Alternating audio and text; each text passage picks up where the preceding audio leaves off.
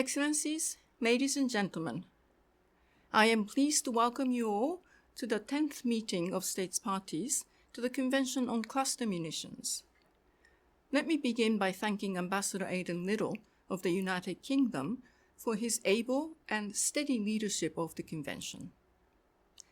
At the second review conference, you set ambitious goals for the next 5 years of implementation through the adoption of the Lausanne Action Plan.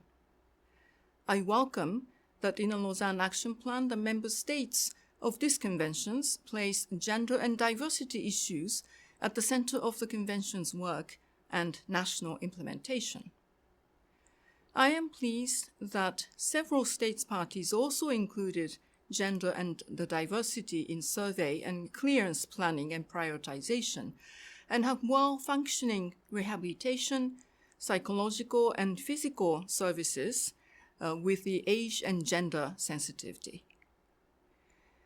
I encourage the gender focal points to continue their excellent work in assessing how best to operationalize the commitment to gender and to take into due account the diverse needs and experiences of people in affected communities in the implementation of the Convention. Excellencies, this Convention is a successful example of multilateralism and of an enduring partnership between states, civil society, and international organizations. As states make progress in their clearance and risk education obligations and destroy their stockpiles, partnerships continue to be essential in translating the commitments made in the conference room into tangible change in affected communities around the world. International cooperation and assistance, including through innovative approaches such as the country coalitions, has been pivotal in achieving success and channeling donor funding to affected communities. I sincerely hope that, despite the economic challenges ahead, donor countries will continue to actively support affected countries in the implementation of their obligations under this convention. Excellencies, a strong global norm against these weapons is ever important in these times. I regret that the use of cluster munitions by non-states parties to the convention in recent and ongoing armed conflicts, and I am concerned about the severe and lasting humanitarian impact of the use of these weapons. We must all redouble our efforts to further concerted and sustained universalization efforts. It is essential that new states parties join the treaty and contribute to further strengthening the norm against cluster munitions.